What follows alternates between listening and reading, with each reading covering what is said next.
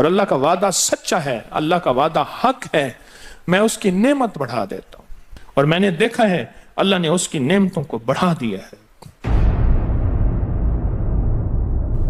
ایک درویش تھے، ایک مسجد ہے کوبے والی، ان میں ان کی قبر ہے۔ کوئی زیادہ سال نہیں گزرے، زیادہ زیادہ 40-50 سال گزرے ہوں گے۔ وہ جب دنیا سے فوت ہو گئے تو ان کی دل کی دھڑکن بہت تیز تھی۔ دل زندہ ہے کہ نہیں فوت ہو گیا؟ ڈاکٹر کو بلایا، اس نے کہا جی جسم سارا فوت ہو گیا ہے۔ اس نے کہا انہوں نے کہا دل نہیں مرا۔ میں ان کی قبر پہ کبھی کبھار جایا کرتا ہوں، ایک مسجد کے ایک کونے میں ہے، وہ دل زندہ تھا، دھڑک رہا تھا۔ آخر طے ہوا یہ دل زندہ ہی رہے گا، اس اللہ کی امانت کو لحد میں پہنچا دو۔ وہ دل زندہ کیوں تھا؟ اس شخص کے، اس درویش کے کچھ معمولات ہیں، میں بتاتا ہوں۔ وہ کبھی وضو کا پانی ضائع نہیں کرتے تھے، وضو اہتمام سے کرتے تھے، تھوڑے پانی سے وضو کرتے تھے، مسواک استعمال کرتے تھے۔ وہ ہر وقت بندہ ذکر کرتا تھا، اور کبھی سورۃ ملک نہ پڑھی ہو اور سوئے ہوں، سورۃ ملک یاد کی، پھر یاد کی، پھر یاد کی سورۃ ملک، اور کبھی اور درود پاک کا اہتمام کرتے تھے۔ لیکن پڑھتے کیسے تھے؟ آج ایک درود پاک پڑھنے کی ادا مجھ سے سیکھ لیں اور مجھے سکھا دیں، ہم سب سیکھنے والے ہیں۔ رسول اللہ صلی اللہ تعالی علیہ وسلم کا، میرے کملی والے کی اداؤں کا استحضار کرتے ہوئے، میرے حضور کی وفاؤں کا، میرے حضور کے احسانات کا، احسانات ساری کائنات کے جتنے بھی ہیں ان کے احسانات ہیں۔ میرے حضور کے جو احسانات ہیں ان سے بڑھ کے کوئی احسان نہیں۔ کسی نے امام زید سے پوچھا، جن کے نام پہ زیدی سادات ہیں، وہ ڈوب کے کچھ پڑھ رہے تھے، بہت ڈوبے ہوئے۔ کسی نے پوچھا کہ آقا کیا پڑھ رہے تھے؟ فرمایا درود پاک پڑھ رہا تھا۔ اور پوچھا کہ حضرت یہ ڈوب کے کیا؟ کہا اپنے بڑوں کے احسانات کا استحضار تھا کہ انہوں نے ہم پہ احسان کیا۔ امام زید کی ادائیں ہیں،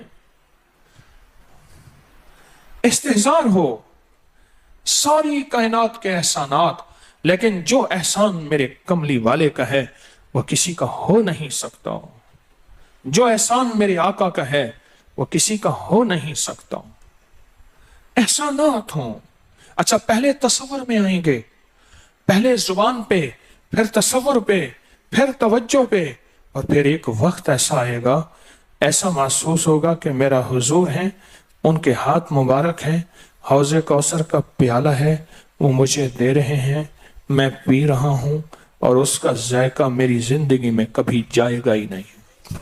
ایسا ہوتا ہے، جن کے ساتھ یہ بیتی ہے بات، ایسا ہوتا ہے، اور 100% ہوتا ہے، اور 100% ہوتا ہے، ایسا ہوتا ہے۔ مشق کرتے کرتے آپ اس مقام تک پہنچ جائیں گے، مشق کرتے کرتے اس مقام تک پہنچ جائیں گے، خود محسوس ہوگا اور جاگتی آنکھوں سے محسوس ہوگا۔ اور مشق کرنی ہے حضور کے احسانات کو سامنے رکھ کے۔ ایک تصویر تو درود پاک پڑھ لیا کریں زندگی میں، روز ایک، چاہے زندگی یعنی دن میں کسی وقت بھی صبح شام پڑھ لیں بہتر ہے، ورنہ ایک تصویر ایسی جس میں حضور کے احسانات ہوں کہ یا رسول اللہ آپ کی برکت سے آج میری پیشانی سجدوں میں ہے، یا رسول اللہ آپ کی برکت سے آج میں آپ سے مانگنے والا، آپ کے رب سے مانگنے والا ہوں اور اس کے غیر سے مانگنے والا نہیں ہوں، یا رسول اللہ آپ کی برکت سے میں قرآن کا حامل ہوں، سجدوں کا حامل ہوں، نماز کا حامل ہوں، اور آپ کی برکت سے یہ ملا مجھے نیکیاں، یہ عبادتیں، یہ سعادتیں، یہ راحتیں، یہ رحمتیں، یہ برکتیں، یہ خیریں ملی، یا رسول اللہ آپ کی برکت سے۔ ایک تصویر ایسی ہو جس میں میرے آقا کے احسانات کا سخت ترین تصور ہو، سخت ترین خیال ہو اور سخت ترین استحضار، ایک تصویر ایسی ہو۔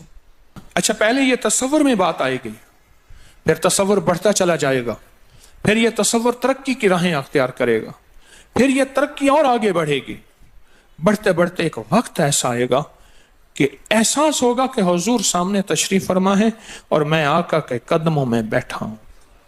آنکھوں سے، جاگتی آنکھوں سے جلوے نظر آئیں گے، جاگتی آنکھوں سے نقشے نظر آئیں گے، جاگتی آنکھوں سے دیدار مصطفیٰ نصیب ہو۔ کئی درویش تھے، کئیوں نے کہا ہمارے لاہور میں شادرہ ہے، وہاں ایک صاحب تھے، کسی درویش کے پاس گئے، اس نے کہا جی مجھے حضور کا دیدار کرا دیں. فرمائے آنکھیں بند کر. آنکھیں بند کر کے تو اس دم اس کی جھٹکے سے آنکھیں کھولی. کہا اللہ کی قسم میں نے حضور کا دیدار کر لیا. جاگتی آنکھوں سے آپ آج فیصلہ کریں، ایک تسبیح درود پاک کی پڑھیں، صبح شام پڑھیں، 12 تسبیحاں پڑھیں، 16 پڑھیں، 100 پڑھیں، 1000 پڑھیں، لاکھ پڑھیں روزانہ، لیکن ایک تسبیح ایسی ہو جس میں حضور کے احسانات، حضور کی شفقتیں امت پہ، حضور کی محبتیں امت پہ، میری کملی والے کی عطائیں، شفقتیں، مہربانیاں، کمالات، احسانات، اس کا تصور کرتے ہوئے پڑھیں گے. پہلے تصور نہیں جمے گا، پھر آہستہ آہستہ یہ تصور توجہ میں تبدیل ہوگا، تصور توجہ میں تبدیل ہوگا، پھر یہ توجہ دھیان بن جائے گا، پھر دھیان اعتقاد بن جائے گا، ایقان کہتے ہیں جسے، پھر ایقان یقین کی شکل اختیار کرے گا. جب یقین بنے گا نا، پھر ایسے اللہم صلی علی پڑھیں گے اور صلی علی کے سارے نقشے سامنے آ جائے گا، صلی علی کے سارے نقشے سامنے آ جائیں، ساری کیفیتیں سامنے آ جائیں گے. ایسے لوگوں کو سنو جو فائدہ ہوتا ہے وہ طی الارض حاصل ہو جاتا ہے. ایسے لوگوں کو طی الارض حاصل ہو جاتا ہے. طی الارض یہ ہے کہ اللہ کے بعض اولیاء بندے ایسے ہیں، وہ پہلا قدم اٹھاتے ہیں تو دوسرا قدم 1400 میل کا ہوتا ہے. پہلا قدم کے بعد جب دوسرا قدم وہ 1400 میل کا. طی الارض کی آج میں نے آپ کو بنیاد بتا دی. وہ میرے آقا کی محبتیں اور میرے آقا کے احسانات اور میرے کملی والے کے احسانات کا تصور کر کے استحضار قلبی، استحضار لسانی، یہ پڑھ کے درود پاک پڑھیں. زبان سے درود پاک پڑھیں، قبول. بے دہانی سے پڑھیں، قبول. درود ہے ہی ایسی عبادت، بے توجہ سے پڑھیں، قبول. مصروف زندگی میں پڑھیں، قبول. وضو پڑھیں، قبول. بے وضو پڑھیں، قبول. پر ایک تسبیح کوئی ایسی بھی پڑھ کے دیکھ لیں جو میری آخرت کا سامان بن جائے، اور دنیا میں مرنے سے پہلے اللہ میرے دل کی آنکھیں کھول دے. چہرے کی تو کھلی ہیں، اللہ دل کی کھول دے. ہاں، دل کی آنکھیں جس کی کھل جاتی ہیں وہ زندگی میں کامیاب، دنیا میں کامیاب، عزتوں کے تاج، شان و شوکت کے تاج. جس کی دل کی آنکھیں کھل جاتی ہیں وہ نامراد بھی ہے نا تو بامراد ہو جاتا ہے. اور جو بندہ حضور کے احسانات کے ساتھ ایک تسبیح درود پاک کی پڑھے گا وہ نامراد سے بامراد ہوگا. اور بامراد کیسے ہوگا ذرا غور سے سنیں. بامراد کیسے ہوگا ذرا غور سے سنیں. بامراد ایسے ہوگا کہ اللہ پاک اگر اس کی پیشانی پہ بدبختی، شقاوت، ذلت، لعنت لکھی ہے، اللہ درود پاک استحضار سے پڑھنے کی برکت سے اس کی پیشانی پہ رحمت، عطا اور شفقت، مہربانی، محبت اور کرم لکھ دیتا ہے. ایک تسبیح ایسی پڑھ لیں جس ایک تسبیح پہ استحضار ہو، دل کی کیفیتیں، دل کی گہرائیاں ہوں. جس ایک تسبیح پہ، اس ایک تسبیح کے بعد پھر آپ اپنے وجود کو دیکھیں. ایک فائدہ اور ہوگا جو جنہوں نے یہ عمل کیا انہوں نے بتایا. ایک فائدہ اور ہوگا، وہ فائدہ یہ ہوگا کہ جسم ہواؤں میں تحلیل ہو جائے گا. یہ وجود ختم ہو جائے گا، یہ جو موجودہ وجود ہے. دیکھیں آپ جو خواب دیکھتے ہیں نا وہ بھی آپ کا وجود ہوتا ہے، وہ روح کی دنیا کا وجود ہوتا ہے، یہ تن اور من کی دنیا کا وجود ہے. اس وجود کو فنا ہے، روح کی دنیا کے وجود کو فنا نہیں ہے، بقا ہے. پھر آپ کو روح کی دنیا کا وجود ملے گا، اور روح کی دنیا کا وجود پھر کائنات کی سیر کرے گا اور کائنات کے جلوے دیکھے گا، کائنات کے مظاہر اور منظر دیکھے گا. پھر آپ زبان پہ نہیں لا سکیں گے کہ لوگوں کے برتن چھوٹے ہیں. اور فرمایا پھر یہ شخص اپنے آپ کو چھپائے گا ایسے جیسے کوئی ناپاک کپڑے کو چھپاتا ہے. اپنے عیبوں کو جو چھپاتا ہے ایسے اپنی اس ولایت کو چھپائے گا. ایک تسبیح سے ابتدا ہوتی ہے، ایک تسبیح سے. میرے شیخ رحمت اللہ علیہ نے مجھے 1984 میں بیعت فرمایا اور اس ایک تسبیح کے پڑھنے کی ترتیب فرمائی. اللہ کرے مجھے بھی مل جائے. مشق کریں، محنت کریں، ایک تسبیح ایسی مل جائے درود پاک کی جو میرے وجود کے اندر کے سارے نظام کو دھو دے، میرے من کو، میرے تن کو دھو دے، میرے جذبوں کو دھو دے، میری آنکھوں کو، میرے کانوں کو دھو دے، میرے ہاتھ پاؤں کو دھو دے، میری ناپاک تنہائیوں کو دھو دے، اور ایسا دھو دے کہ جب اللہ کے حضور حاضر ہوں، جیسے میرا کفن سفید ہو ایسے میرا دل بھی سفید ہو، سیاہ نہ ہو.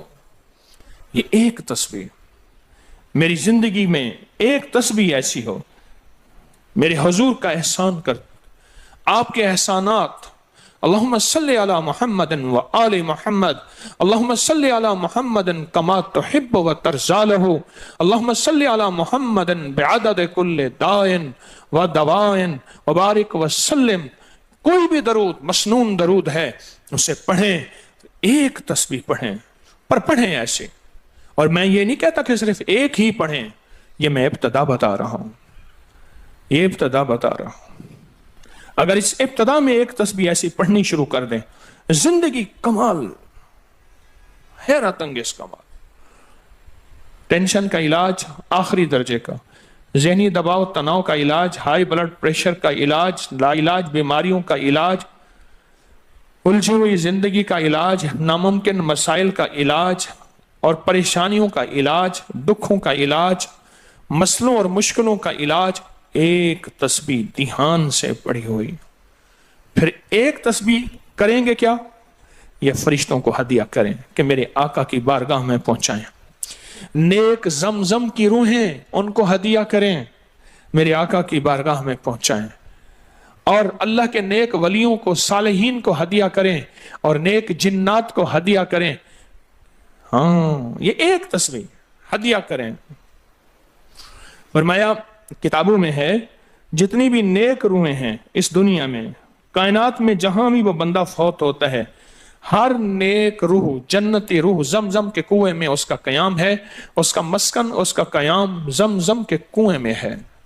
اور جتنی بھی بدکار روحیں ہیں وہ دنیا میں جہاں بھی مرے، ان کا قیام برہوت ایک کنواں ہے جو یمن میں ہے، اس کنویں میں ان کا قیام ہے. حضرت شیخ الحدیث نے اپنی کتاب میں لکھا رحمت اللہ علیہ نے، فرمایا کہ ایک شخص تھا، امانتیں رکھتا تھا، لوگ امانتیں اس کے پاس رکھتے تھے. ایک شخص امانت رکھ کے اس کے پاس سفر میں گیا، عرصے کے بعد آیا تو وہ فوت ہو گیا تھا. بیٹا امانت دینے سے انکاری تھا، پریشان ہوا، مکہ کے درویشوں کے پاس گیا کہ کیا کروں. فرمایا رات کے آخری پہر میں زمزم کے کنویں پہ جا اور آواز دے اس شخص کو جو امانتیں رکھتا تھا. تجھے پہلی آواز میں جواب دے گا اور تجھے بتائے گا کہ تیری امانت کہاں ہے. رات کے آخری پہر میں گیا، سلام کیا، اس شخص کو آواز دی، آواز نہ آئی، پھر آواز دی، جواب نہ آیا، پھر 3 بار، آخر واپس آیا. صبح درویشوں کے پاس پھر گیا، کہنے لگے ان للہ و انا الیہ راجعون. لگتا ایسے ہے کہ وہ زمزم کے کنویں کی روح نہیں ہے، لگتا ہے کسی خطا کی وجہ سے کسی پکڑ میں ہے. جاؤ یمن میں برہوت کے کنویں پہ، وہاں جا کے آواز دو. وہ پھر سفر کرتے ہوئے برہوت کے کنویں میں گیا، رات کے آخری پہر میں آواز دی تو پہلی آواز میں جواب ملا، تیری امانت موجود ہے اور وہ تیری امانت فلاں جگہ پڑی ہے، اس کو کھود کے نکال لے. اور پوچھا آپ یہاں کیسے؟ کہا کہ بس کوئی عمل ایسا ہو گیا تھا جس عمل کی وجہ سے میں اس وقت بدکار روحوں کے ساتھ ہوں. جتنے بھی نیک روحیں ہیں پوری کائنات میں، ازل سے لے کر ابد تک، آخری دم تک، آدم سے لے کر آخری دم تک، جتنی بھی نیک روحیں ہیں وہ ساری نیک روحیں، وہ ساری نیک روحیں زمزم میں رہتی ہیں. جو درود پاک پڑھیں، جو نفلی عبادات پڑھیں، جو تسبیحات پڑھیں، جو ذکر کریں، جو ہدیہ صدقہ کریں، وہ کیا کریں؟ سارے فرشتوں کو پہلے ہدیہ کر دیں، فرشتوں کو ہدیہ کر دیں.